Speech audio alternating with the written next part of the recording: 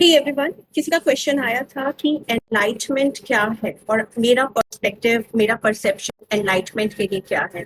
तो देखिए, एनलाइटमेंट का जो गौतम बुद्ध ने डेफिनेशन दी थी, उसका मतलब है एंड ऑफ सफरिंग।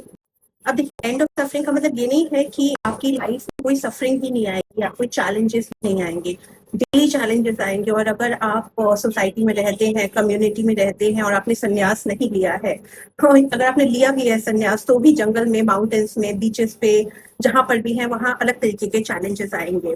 लेकिन अगर आप फैमिली पर्सन है या आप कम्युनिटी में रहते हैं, तो चैलेंजेस तो हर दिन आएंगे।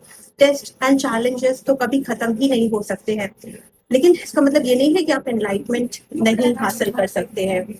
आप एनलाइटेंड हो सकते हैं कम्युनिटी में रहकर, एज ए फैमिली पर्सन होकर भी। उसका सिंपली मतलब ये है कि जो टेस्ट एंड चैलेंजेस आएंगे, वो आपको अफेक्ट नहीं करेंगे, आपके ईगो पर अफेक्ट नहीं डालेंगे, आपकी हैप्पीनेस, आपकी जॉय, आपकी पीस ऑफ माइंड को डिस्टर्ब नहीं कर सकते हैं।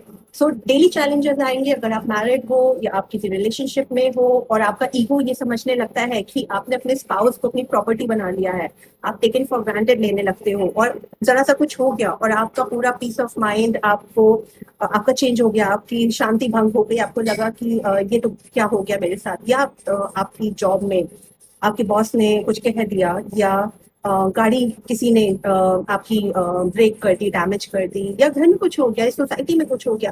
तो चैलेंजेस डेली आएंगे, लेकिन उसका मतलब ये नहीं है कि आप ईगो में आकर अपनी हैप्पीनेस को अफेक्ट होने दो या खुद बहुत ज्यादा परेशान हो जाओ। बिल्स आपको भी पे करने हैं, बिल्स मुझे भी पे करने हैं, और काम भी करना है। लेकिन कोई भी चीज आपकी जो सफरिंग को बढ़ाना नहीं चाहिए। आप उसको एज सफरिंग मत लो। आप खुश रहो, पीसफुल रहो।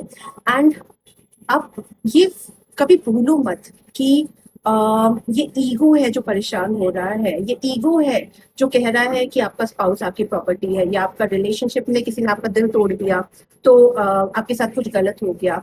Understanding and never getting your peace of mind affected, and forgetting that you have a ego, और आपका ईगो और आपकी हैप्पीनेस दूसरों पे डिपेंड करती है।